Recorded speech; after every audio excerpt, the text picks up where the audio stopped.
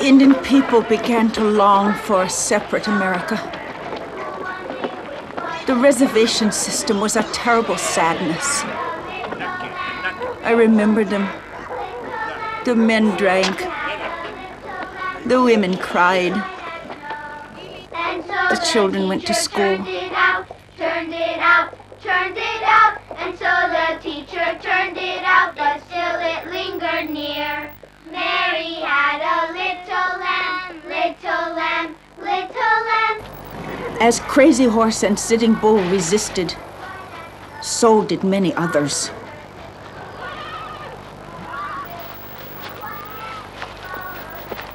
The number of hostiles grew. Why Mary loves the lamb, you know, lamb, you know, lamb, you know. Why Mary loves the lamb, you know, the teacher did reply. Mary had a little lamb, little lamb, little lamb. I was a young woman that winter. I had come to the camp of Crazy Horse after my village was attacked and burned. Crazy Horse took us with him. Together we traveled north to join Sitting Bull. The tribal nations grew larger and larger while we traveled from place to place as the grass came up. Miniconju, Hunkpapa, Siasapa, Arapaho, Santee, Brule, Sanzark. The white man brought us together.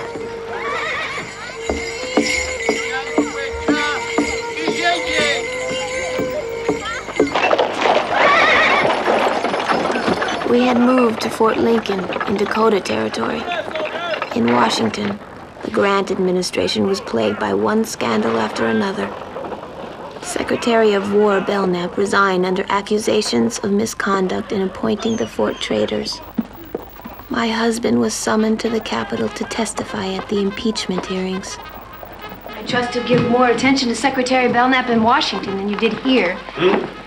When the secretary visited, you left him alone in the house and went to the chicken coop by yourself. I was right then, and right now. I had to be hostess that day, and poor Tom had to play host. Maybe you owed him the dignity of a military visit? He is not a fellow officer. He is a liar and a thief. And that is what you will testify to? In so many words. It's time to go. Be careful what you say, Audie. Don't make us entirely unwelcome in Washington. Do you think we might want a home there one day?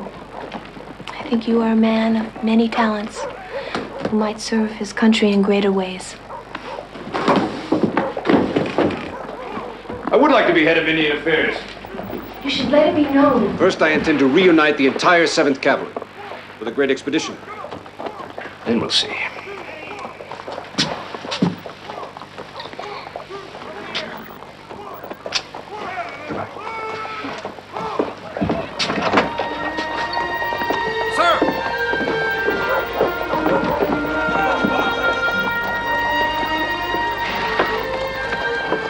Let me know what the women are wearing. I will study them carefully. Don't you dare.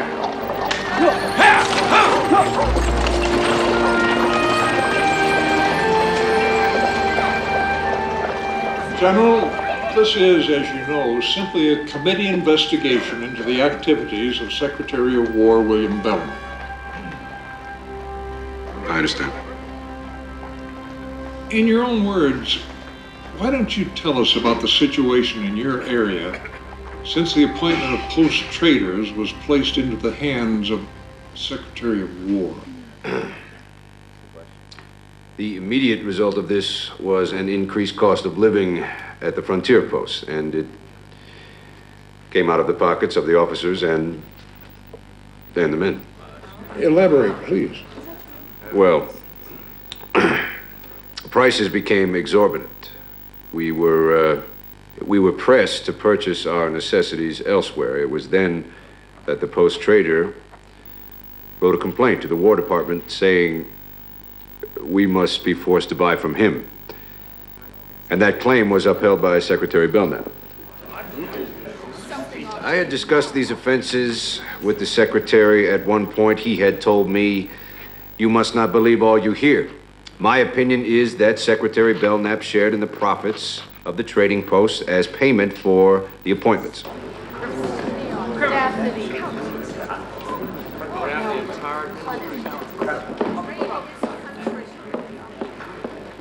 What about the rumors that the president's own brother took payment? I am under the impression that Orville Grant likewise shared in the profits. Thank you, General. I would like to say one more thing, Congressman. Yes? The Indian agents of the Department of the Interior perpetuate one travesty after another against the reservation Indian. An Indian can well expect to find sour meat, weighted flour, and bad coffee in his gratuities. These goods are not what Congress, I believe, intended to be the Indian share. In my opinion, the Bureau of Indian Affairs should be under the auspices of the Army, as it was prior to 1849. Thank you, General.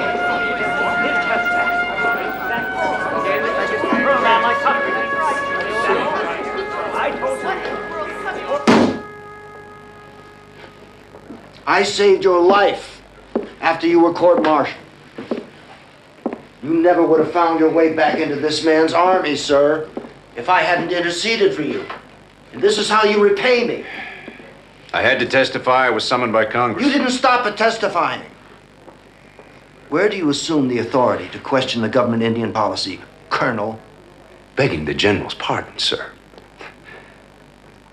But this government has no Indian policy. As we all know, the reservations are a disgrace. If I were an Indian, I would prefer to live free and wild than as one of those surviving without pride, on handouts. Then you, sir, would be considered hostile. General Sherman, I have been here for 2 weeks, and President Grant won't see me. I have requested from the adjutant of the Army permission to join my regiment. You have my permission. And I've ordered 3 companies of the 7th to the Dakotas from the south. Train and reorganize your men. But I am no longer sure that you will be leading the column.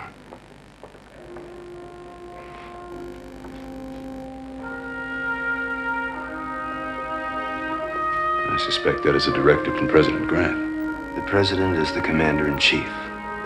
You will take orders, and you will not talk to the press. You're still a soldier.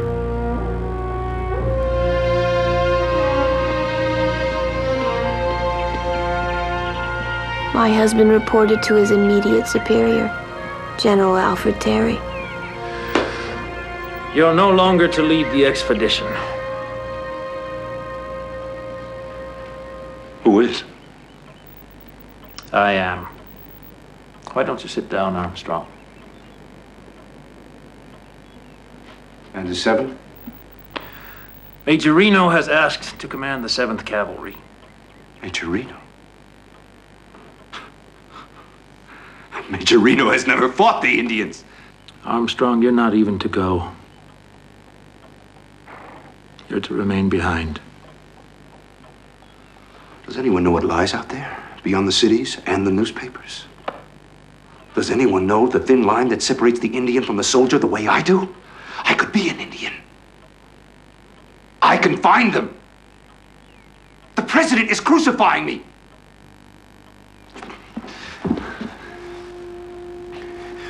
Intercede for me, Armstrong. I appeal to you as a soldier to spare me the humiliation of seeing my regiment march to meet the enemy and I not share in its dangers.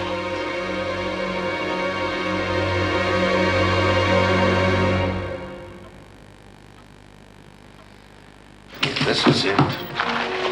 My friends at the New York Herald. Mr. Grant has abused the power of the presidency in his removal of General Custer.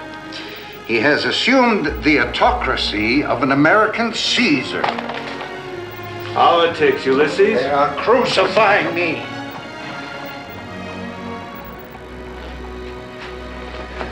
reinstate him. Again.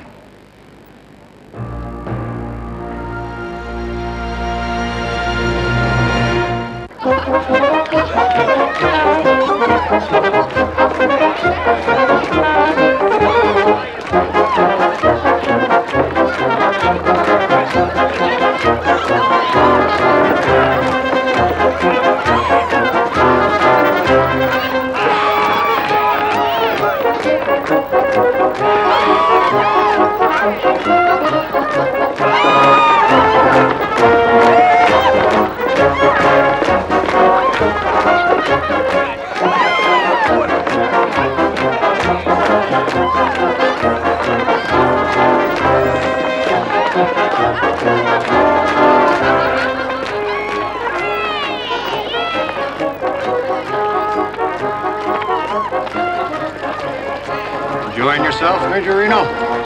I'd rather not dance at all than to pin a handkerchief to my arm and dance like a woman. Thank you. Still stinging and having the regiment taken away from you. Well, at least it wasn't given to Custer. Finest dancer here. That man has had an amazing succession of ups and downs. Custer's luck. You should have realized by now, Major.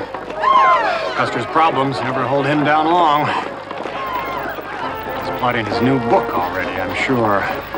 His next success after my lie on the plains. You mean my life on the plains?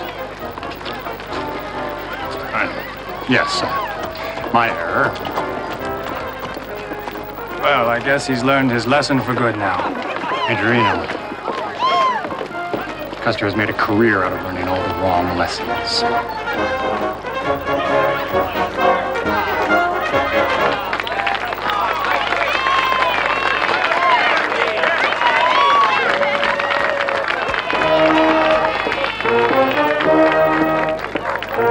Armstrong, Libby, shall we dance?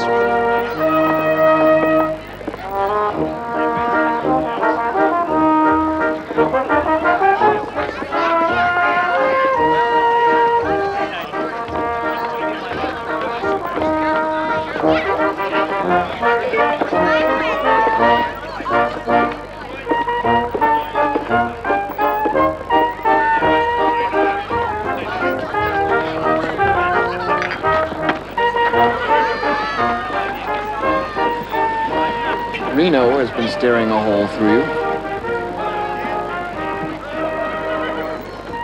Well, he was the commander of the 7th Cavalry for a few weeks, where I should be. He wishes me far away. Don't be silly. I'll be far away, all right. I'll have my own command. I'll beat them all.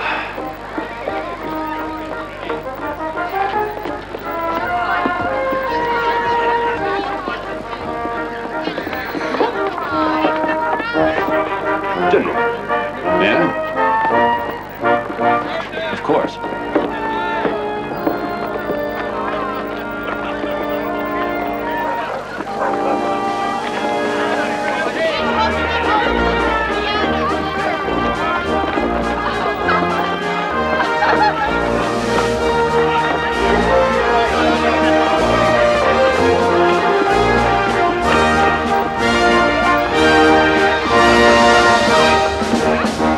Gentlemen, we will swing 3 swords at the hostiles. Gibbon's column from the west, General Crook from the south, and us from the east. Our scouts inform us that hundreds of young Sioux and Cheyenne braves have left the reservation to join Sitting Bull somewhere in this area. Rosebud Valley. Difficult terrain. Armstrong? Many of these braves have repeating rifles, which they bought from the Indian traders. My concern is our own ammunition. My ordnance officer tells me these copper-cased cartridges are too soft. He says they corrode. They tend to jam the Springfield ejector after 3 shots. I know. That is why my officers and I carry our own rifles and brass casings at our own expense. What's the Army trying to do to us? Sir, there is no time to think about that now.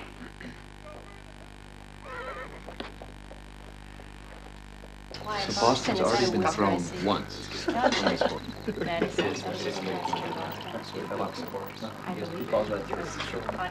gets back up on the horse and gets thrown again. Three times. Growing up? Three times. You were growing up? I thought he was and a wore hair everything. That's what I would do. Terry has no business leading this expedition. Why did they pass me over? You are the man they need most. In 10 years, I have not received a promotion.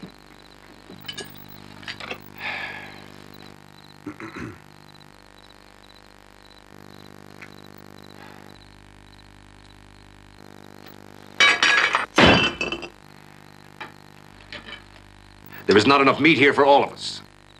I have been a soldier for 15 years, and I cannot afford to feed my family.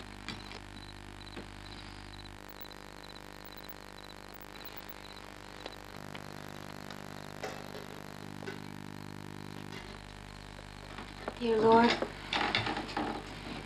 we thank you for the bounty of our table and the beauty of our home. Thank you for giving us beloved family, Brother Boston, our nephew, Audie Reed, Lieutenant Cook, and our dear sister, Maggie. Amen. Amen. Amen. Amen. Let us have a cheer. Yes. To General Custer, the once and future leader of the 7th Cavalry. You're here. And to a short journey and a safe return. Here, here. Tut, tut. Here's to a star or a coffin. And I'll be there right beside you. And I. And I. And I.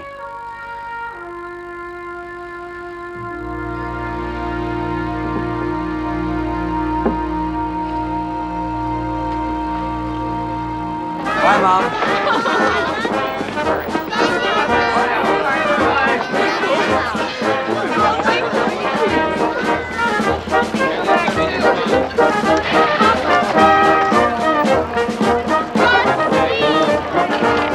The time for the summer expedition had come.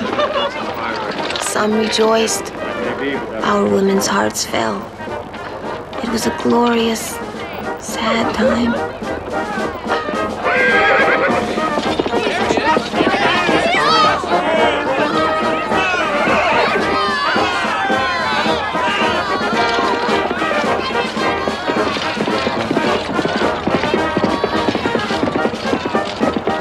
My husband again had field command of the 7th Cavalry, but General Terry retained command of the expedition.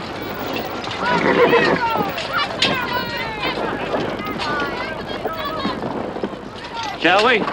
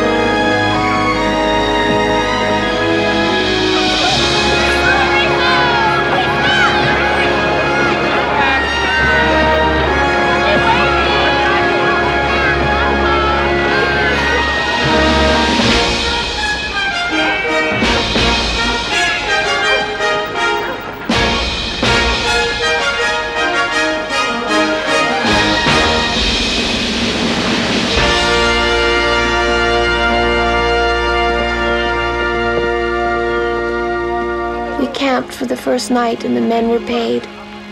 Some of the wives were privileged to come along until the next morning's departure. I was happy to be with my husband for one more day, even though I bore a premonition that I never had known before.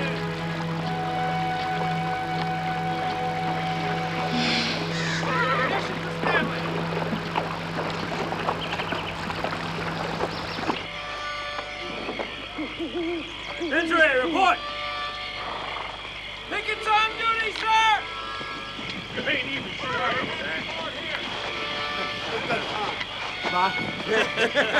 That's it, dude. Ah. Little barefoot on top. Is that who you are? Hmm? Little barefoot on top?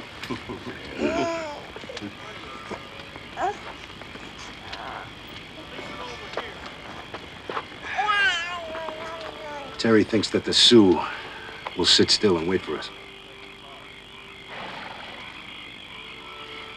The Rosebud?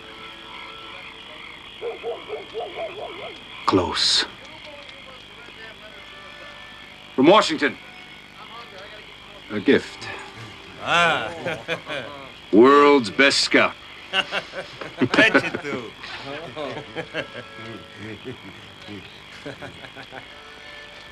I was a very young chief. In the Great War, the Civil War between the states, I had 11 horses shot down from under me. I killed my first man. I hunted him like an antelope. It was hard. I took his sword, and on it said, "Draw me not without provocation, sheathe me not without honor." Many scars? No scars. When the son of the morning star is a great father, you will all come to Washington, and I will build my friend Bloody Knife a great house, and all the women and children will have plenty to eat and want nothing. Custer, never die. Custer live forever.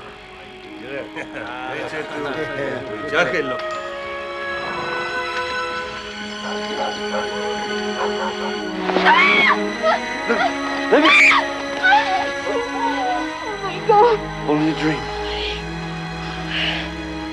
So bad? You had your scalp. You're dead. Only a dream. Yes. Oh. Maybe this will be the last one.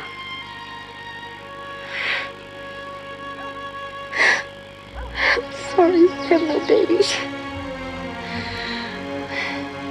I wish we'd been able to have babies. Maybe still.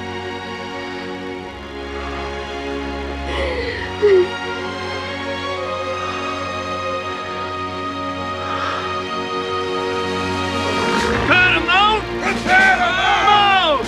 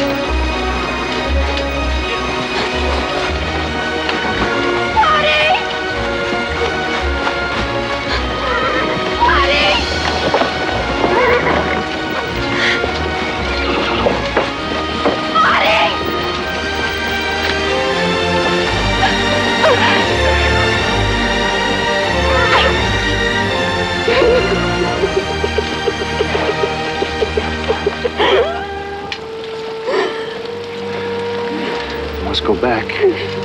You are a soldier's wife.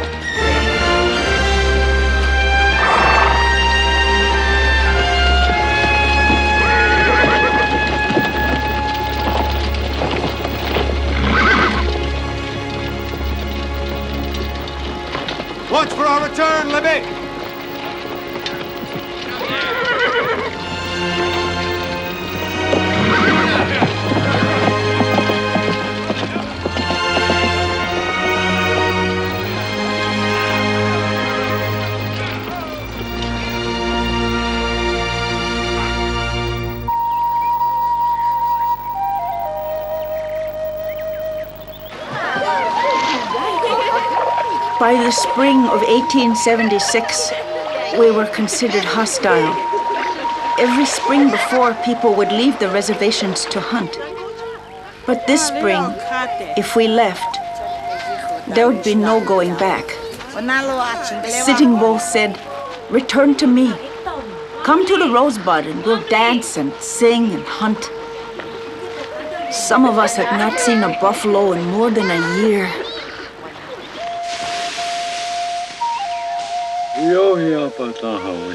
Sitting Bull. Sitting Bull. His name struck terror into the hearts of the white men. And by now, no one hated the white man more.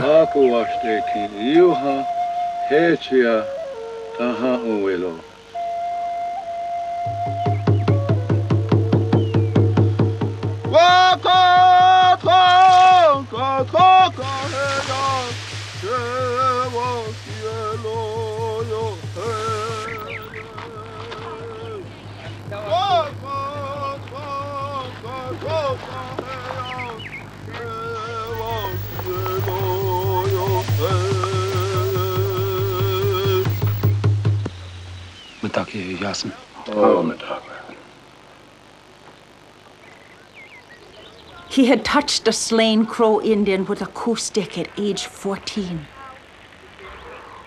It is said that he could count 63 coups by this dreadful summer. He was fearless. He was wise.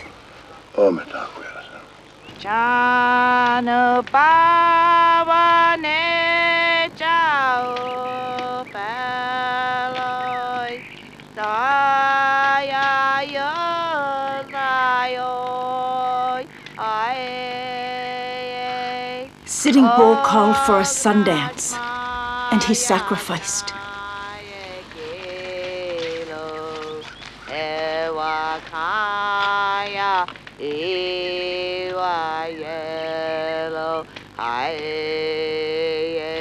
He had 50 slices of flesh cut from each arm. He went without food or sleep for 3 days.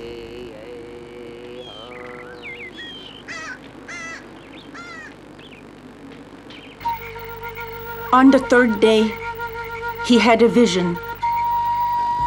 The blue coats will fall into our camp like so many locusts. They will die.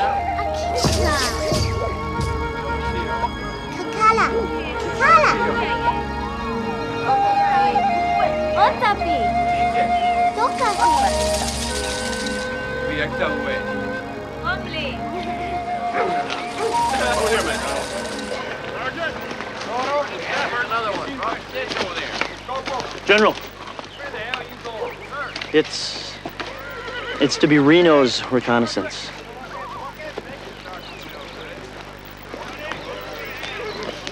Terry's sending Reno. Don't worry, Artie. Reno couldn't find Indians on a reservation. He's to go south to the mouth of the Little Powder. Then he will cross to the Mitzvah and the Tongue, descend the Tongue, and join up again with us at the Yellowstone. Major Reno will be sent out.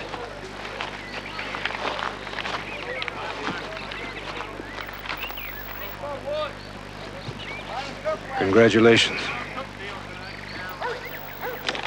I'm to take your guide and 8 of your Indian scouts.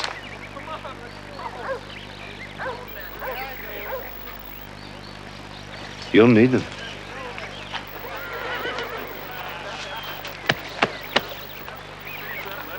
One day we're going to have to invade Mexico and make her ours.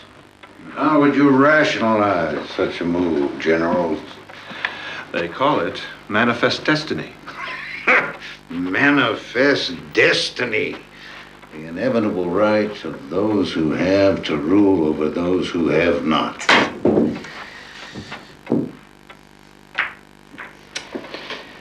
What will history think of our small conceit? What do you think, Ulysses? I think nations, like individuals, are responsible for their transgressions. During the Southern Rebellion, it seemed to me the beginning of an answer to let us have peace. I hope we're on the eve of a new harmony. It's late.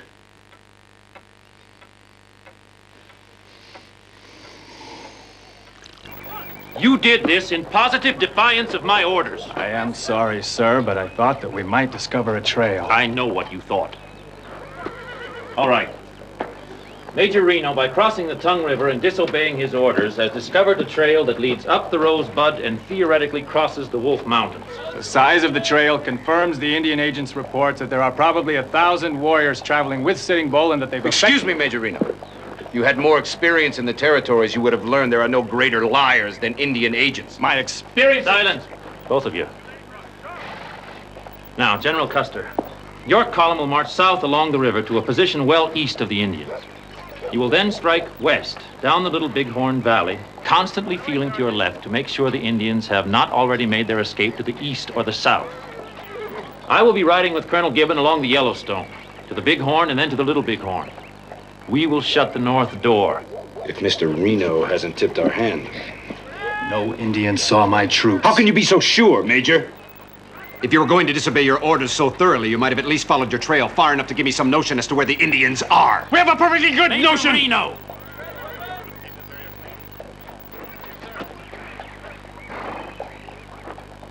You will be departing with General Custer in the morning. You will be under his command.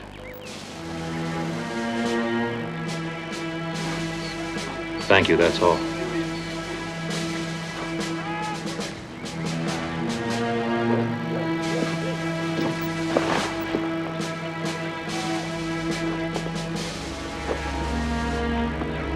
I want you to explore the upper reaches of Tulloch's Creek. Do you want Gibbon's 2nd Cavalry and the Gatling guns? The guns will only impede my march. I want no supply wagons. We'll take pack mules, and I need no extra soldiers. The 7th Cavalry can stand up against anything we might run across. I'll send you written orders in the morning. Don't be greedy, Custer. Wait for us. No, I won't.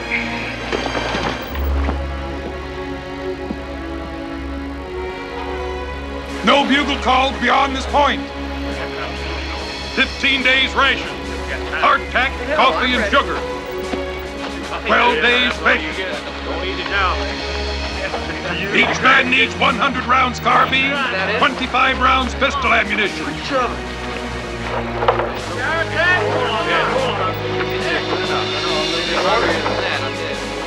Extra forage for the horses.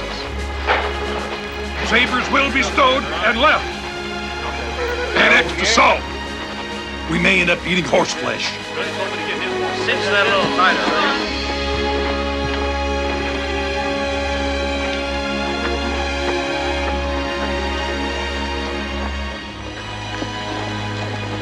Armstrong? Sir. I knew you would still be up. May I? Come in.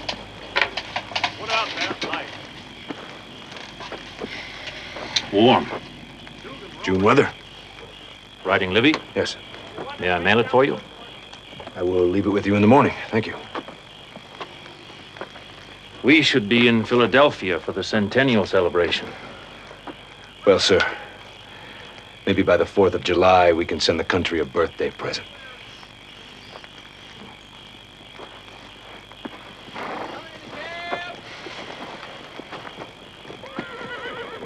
Armstrong, I want you to use your own judgment and do as you think best if you should strike the trail.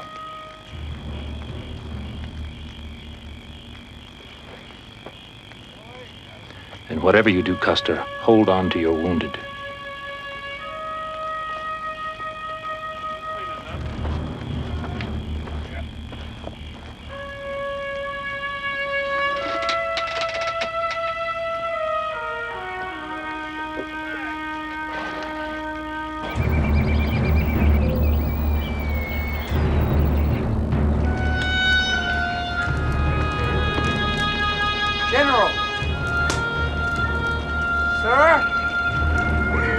General! I'm awake.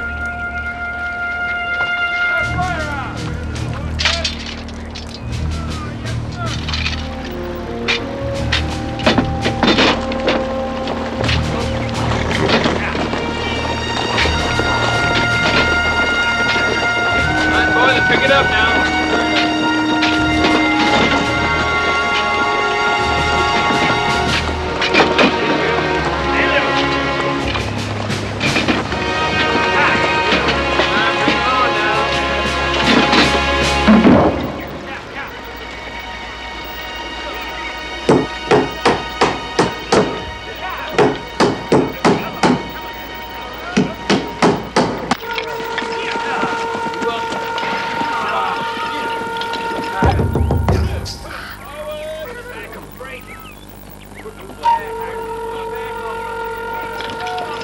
The Badlands of Montana were especially hot and punishing that summer. By the third week in June, the 7th Cavalry was a month out of Fort Lincoln.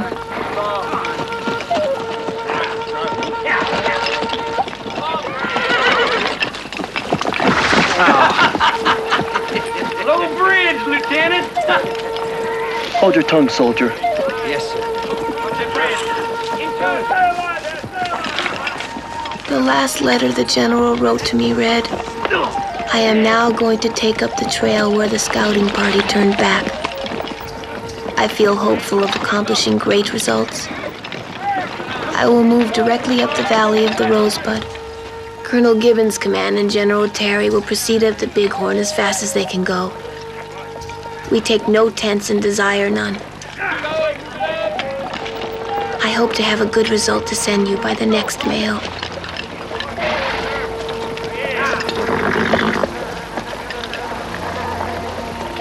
General.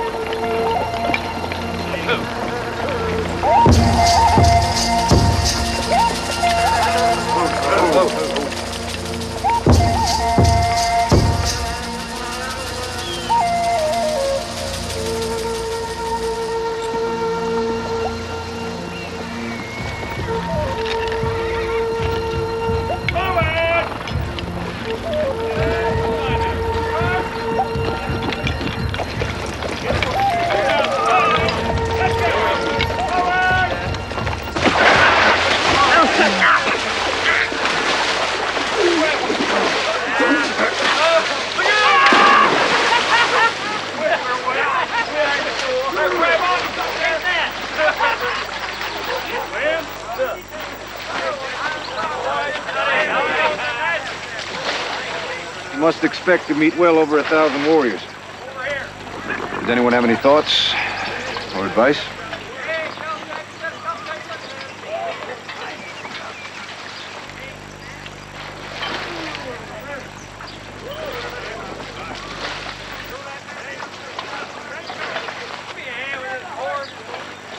I, for one, am sorry you did not take the 2nd Cavalry offered.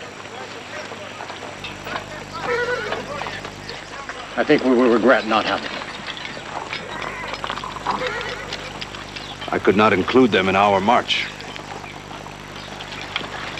We are the 7th Cavalry.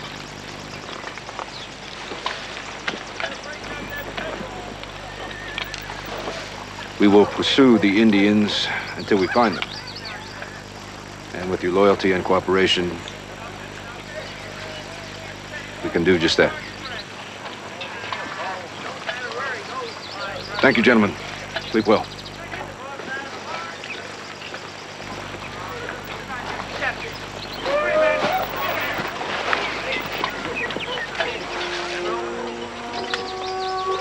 Does the general seem different to you? Well, sir, I've never seen him quite so charitable at an officer's call. Yes. That's what worries me.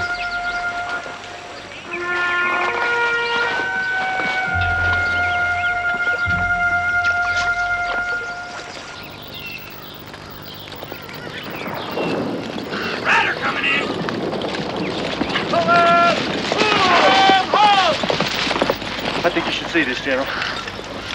Have the men stand down. Regiment!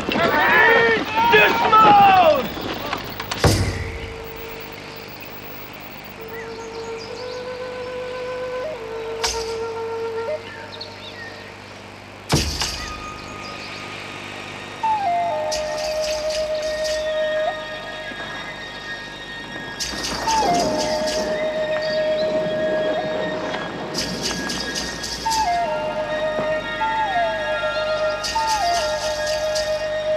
camp? It's more than a few days old. Our friends are expecting company.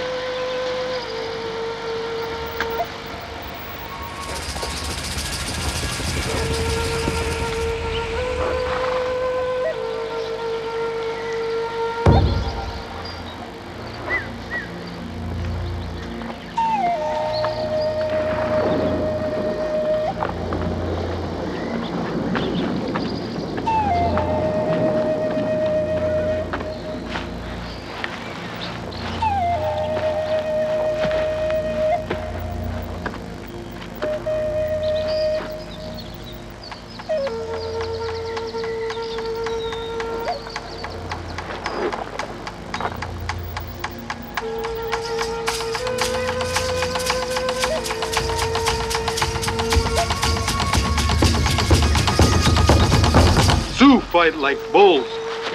Whites run like women. How many Indians, Bloody Knife? Tell him.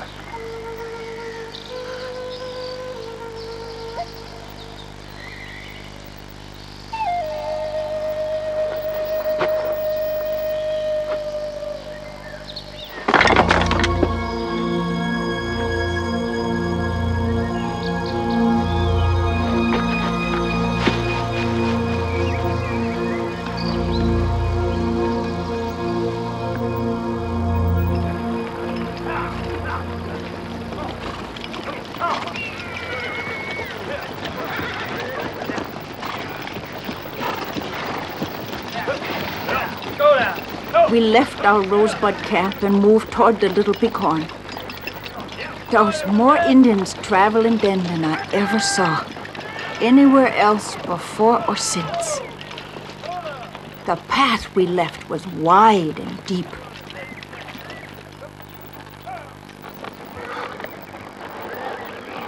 Over the mountains. We follow the trail. Don't we first scout Tulloch's Creek? No. Buddy, we're after containment, not a battle. Is that what you would do? Yes. Maybe you should have been the general. I didn't have to be the general. I won all the medals. Buddy, you don't have to go after them by yourself.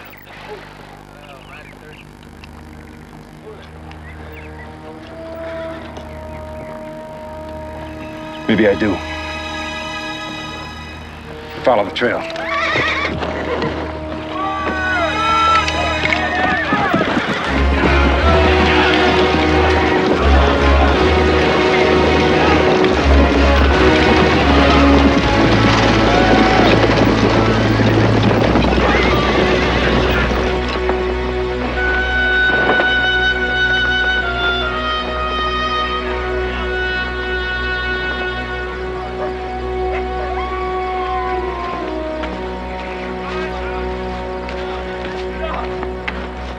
'General?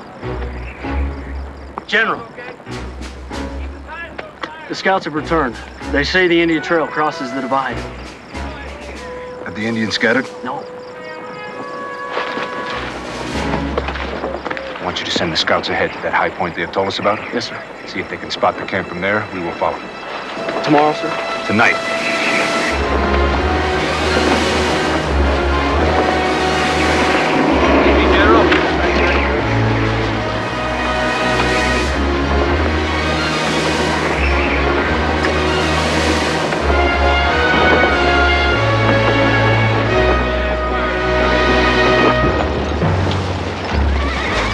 10 years on the plains had taught my husband to anticipate the Indians' moves. Don't let them scatter. Stay close. Attack at dawn.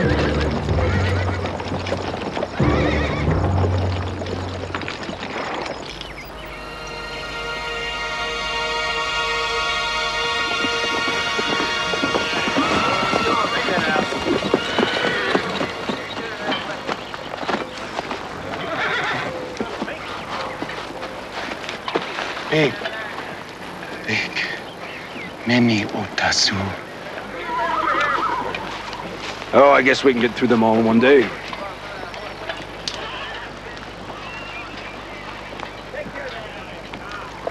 Once we find the hostiles, you scouts are free to leave. You don't have to fight.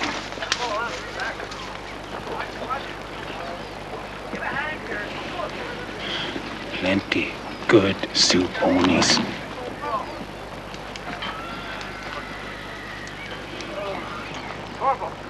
Sir. You gather those ponies. Good day, General. Giovanni Martini, orderly today. Escort, say it is possible to see the village.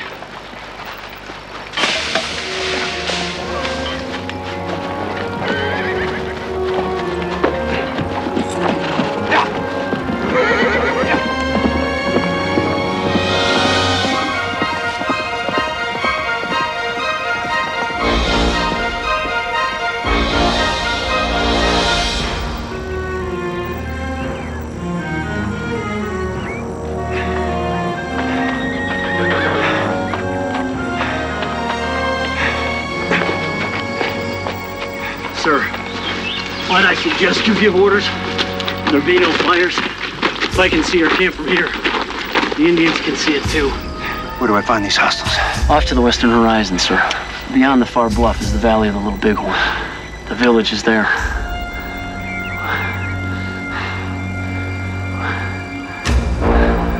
I don't see it. It's there, General. The scouts tell me they see a huge pony herd on the far western bluff. They say it looks like worms in the grass. Hello, hele, hello, hele, hello, hele, hello, hele, hello, hele, hello, hele. I don't see it! I don't see it.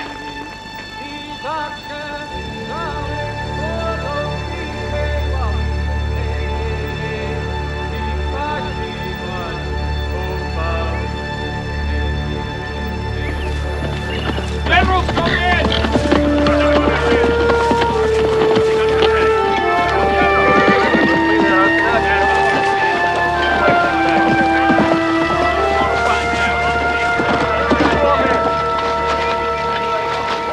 We'll rest today and attack tomorrow at dawn. Audie, that box of hardtack that Captain Ye's company lost on the trail? Well, Sergeant Curtis went back there, and there were several hostiles rifling through it. And, well, we've been spotted.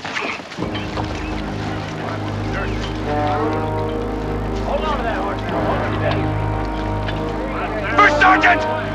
Assembly! Jumper, sound officer's call! Pound assembly!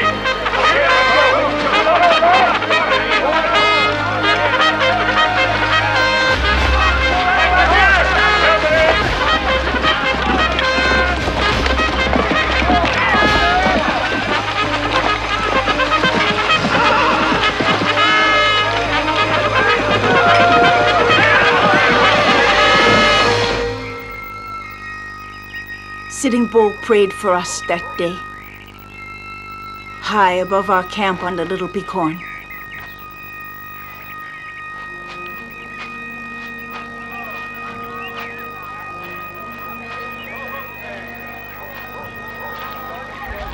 It was a large camp, the largest I ever saw in my life.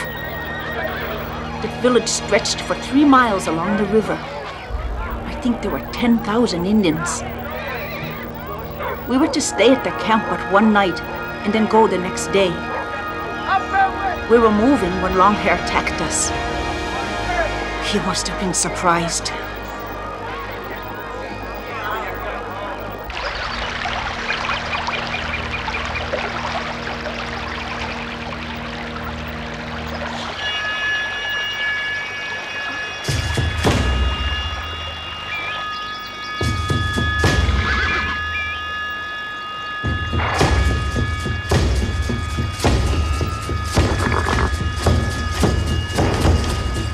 Crazy Horse had led our men against General Crook earlier. That victory gave our warriors great courage. We were strong. We were ready. We had to fight.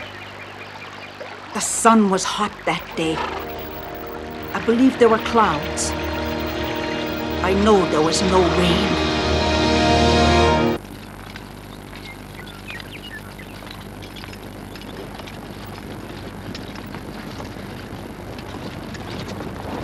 Captain Benzine, to the front!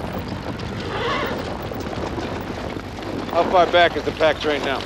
2-3 miles. You will take your battalion and diverge at a left oblique of about 45 degrees.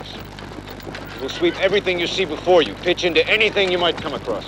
Hadn't we better keep the regiment together, General? If this camp's as big as they say, we're going to need every man we've got. You have your orders. General, I'm not clear about this.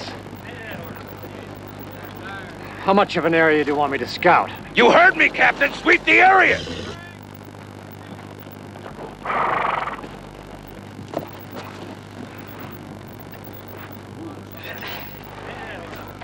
Battalion left oblique. Oblique! Left oblique! Ho!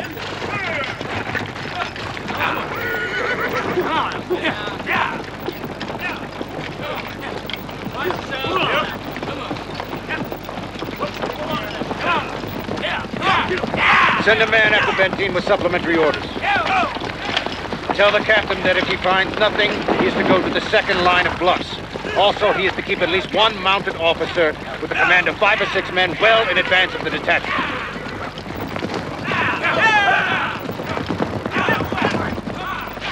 Move! Yes, sir.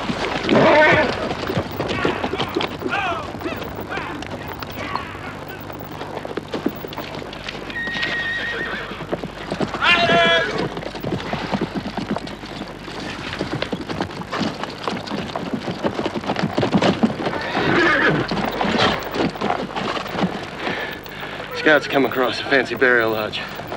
They say they won't go past it. You better talk to them.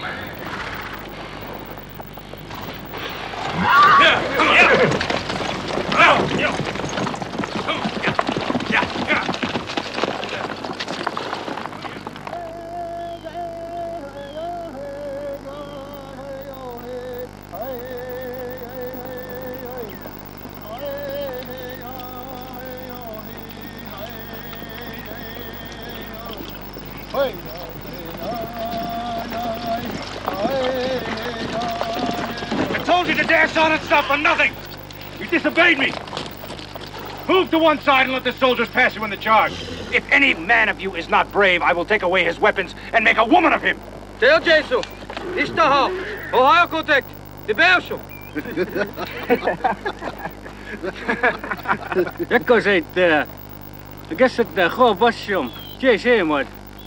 What did he say?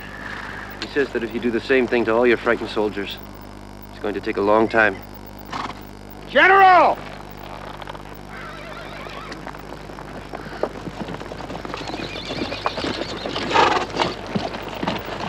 There go you Indians, General. Running like the devil.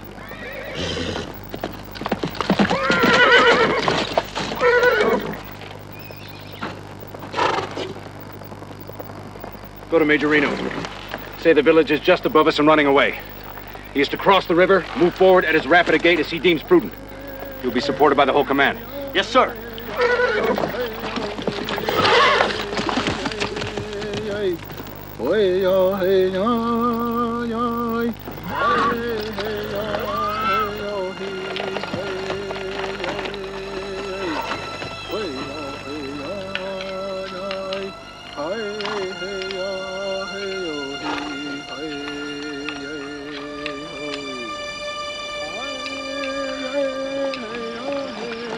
I'd go gather those ponies. Go with Reno. Friend, today you and I go home by a road we do not know.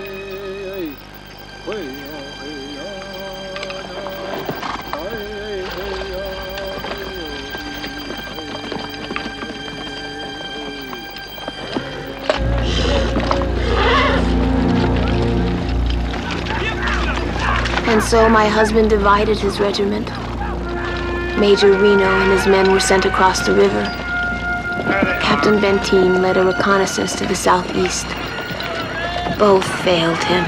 Try and hold!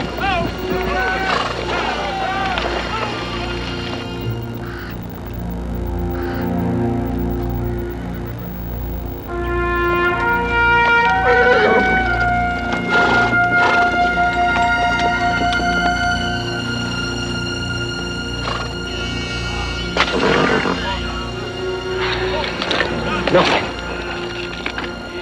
Forced night march. Men and horses exhausted. Nothing! Oh, God, it's a waste of time. If there are Indians in this valley, they're there.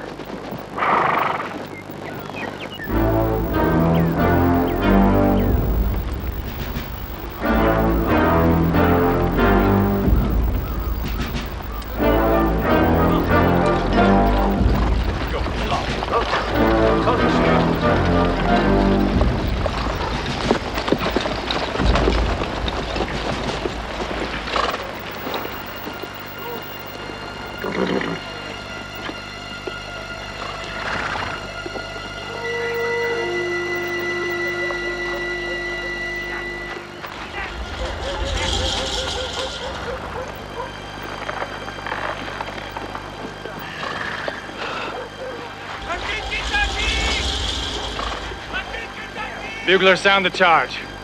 This is it, boys. All right.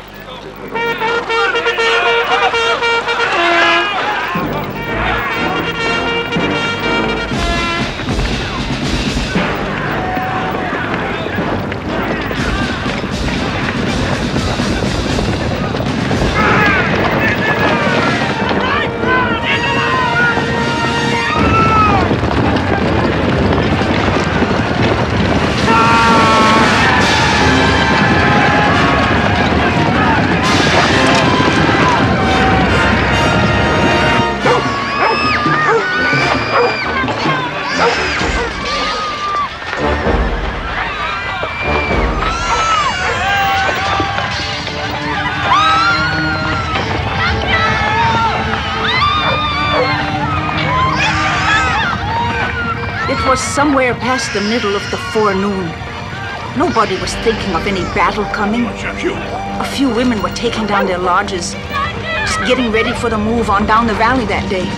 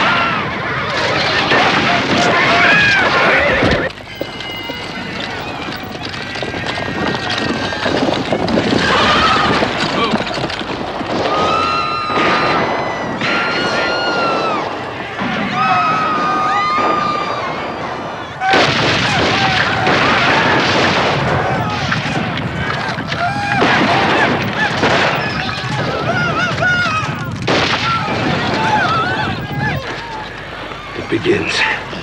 Orderly, go to Captain Benteen. Tell him to come on. Big village. Bring ammunition packs. Quick. Yes, General. No.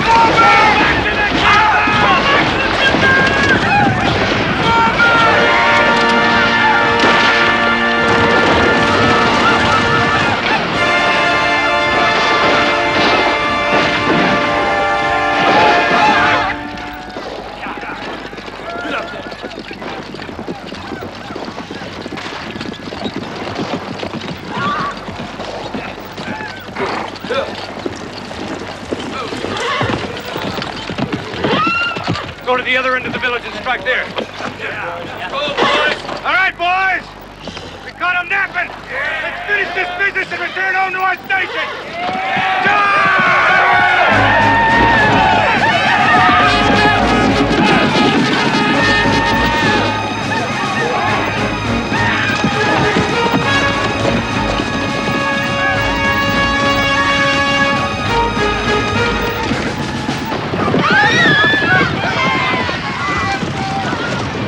Sitting Bull gathered the old people and the women and the children. Hilpo! Nancy up your shield. Go shower stick here. Go shower stick here. He cried to his warriors. He said, "Take courage. It is a good day to die."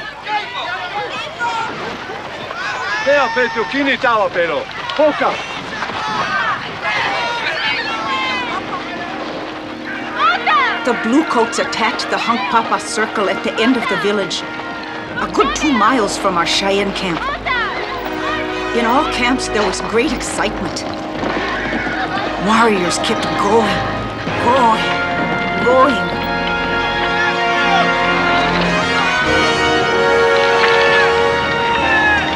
I wanted to go too. Anger was our best weapon that day.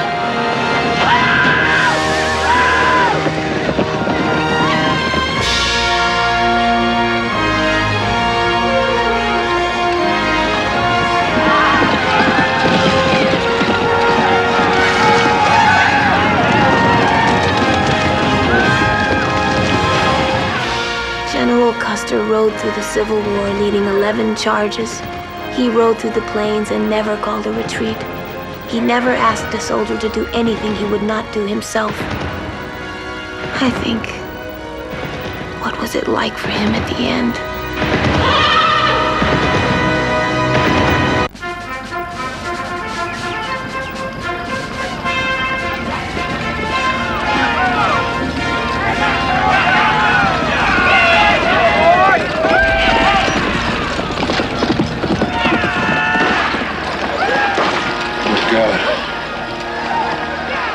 This is not the end of the village.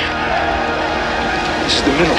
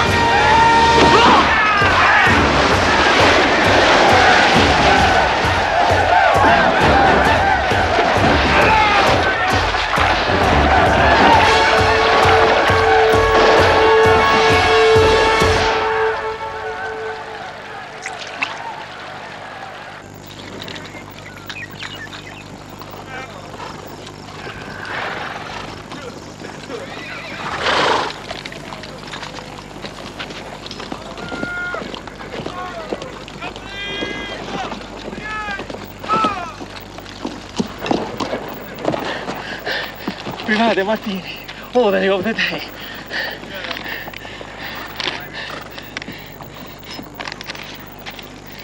Where is Custer? He 3 mile up. And the hostiles? Look about. The horse. The hostiles. The Indians! Oh, they be skedaddling. Well, the mule train has fallen behind. If he wants me to hurry to him, how does he expect that I bring packs? Now, if I'm to be of any service to him, I think I had better wait for the packs.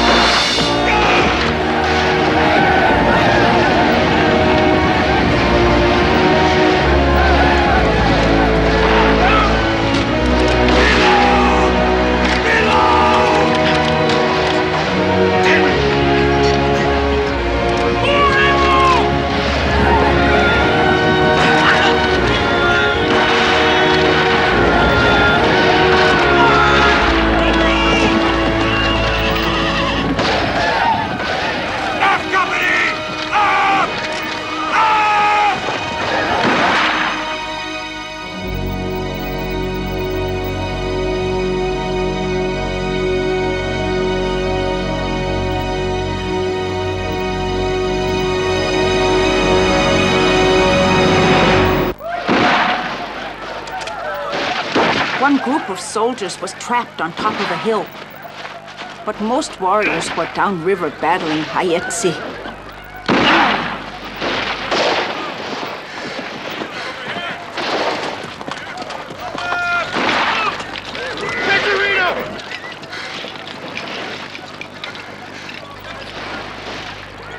Come back.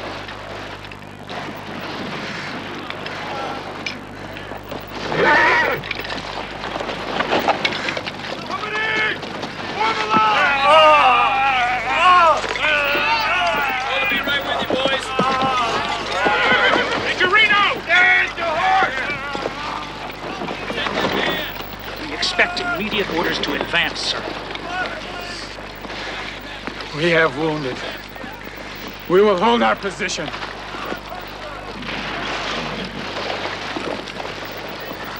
Captain, permission to go to the sound of the firing, sir!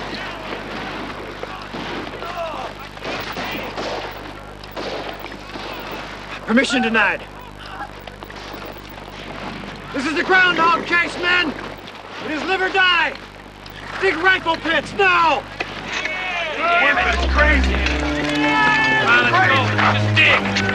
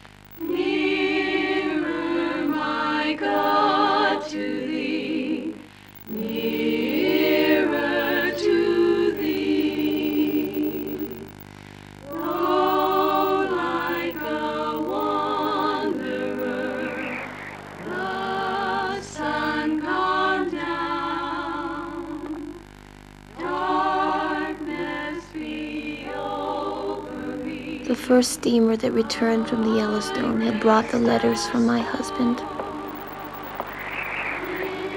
I was to join him for the 4th of July. We were going to celebrate the 100th birthday of the United States.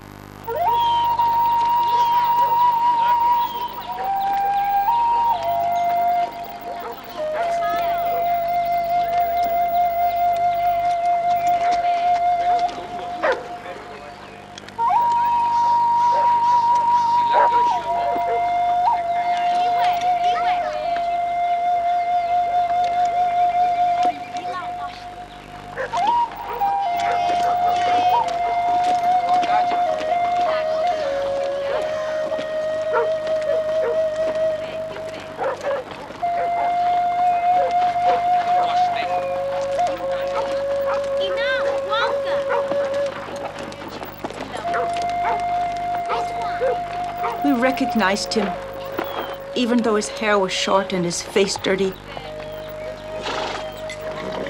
A Lakota warrior came to cut him. The Cheyenne women pleaded for Custer. They said he was a relative, the husband of Mayotsi. So the warrior only took a fingertip.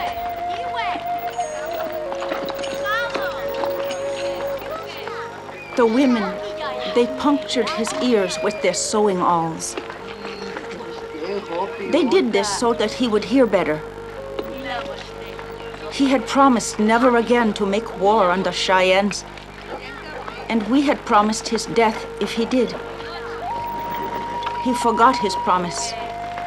He did not remember our words. In the next life, he should hear us better.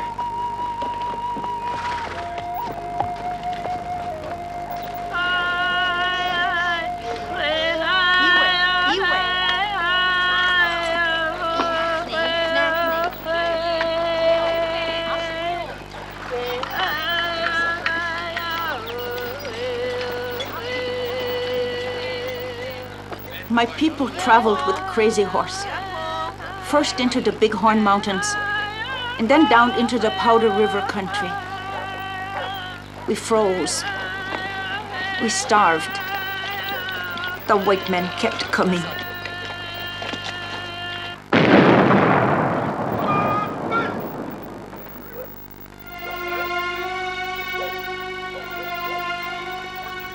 The Fort Indian women seemed to have known for days. We waited for the news, for a word, and it came.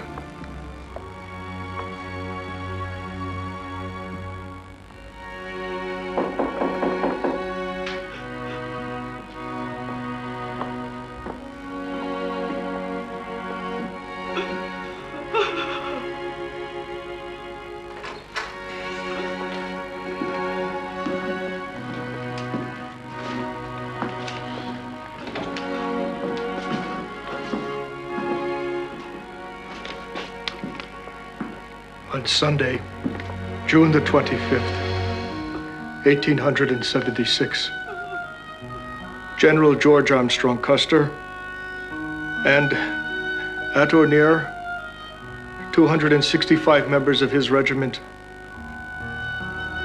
were killed in battle with hostile Indian tribes at the Little Bighorn River.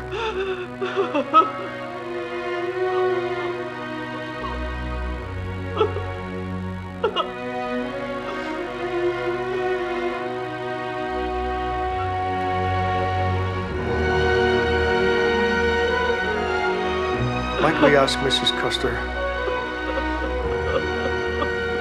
that you accompany us as we tell the other wives?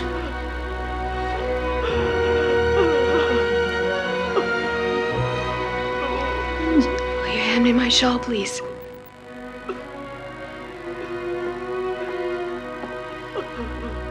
I'll be back.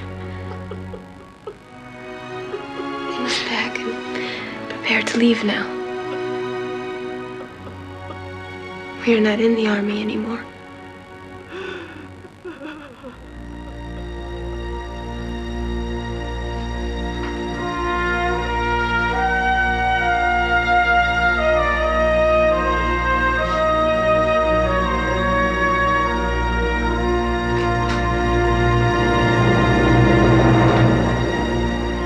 Months after the battle, Crazy Horse and we who were with him surrendered.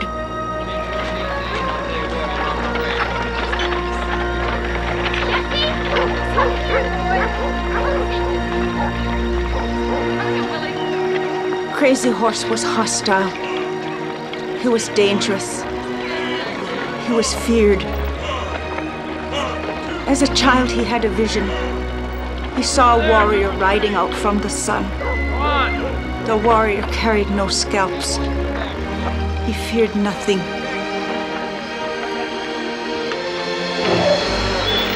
He'd felt destined to protect his people from the white men. But in the end, he saw he would die.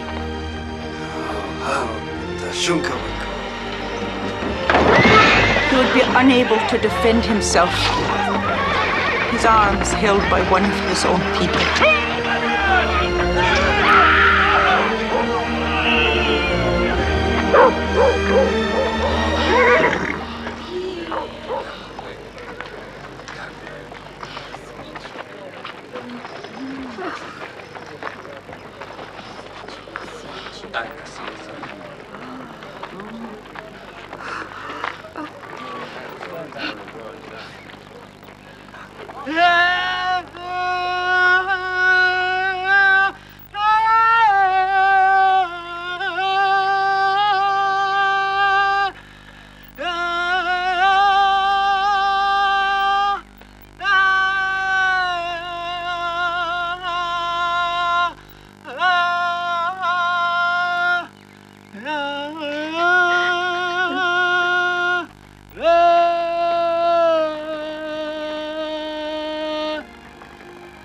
Sitting Bull surrendered in 1881. In 1890, some called for a ghost dance. We can pray back the buffalo, they said. We can dance back our lives. We danced and we danced and we danced. One cold dawn, Indian police killed Sitting Bull and his son. Soon after, the last of the ghost dancers were massacred at a place called Wounded Knee. And then the Plains Indian Wars were over.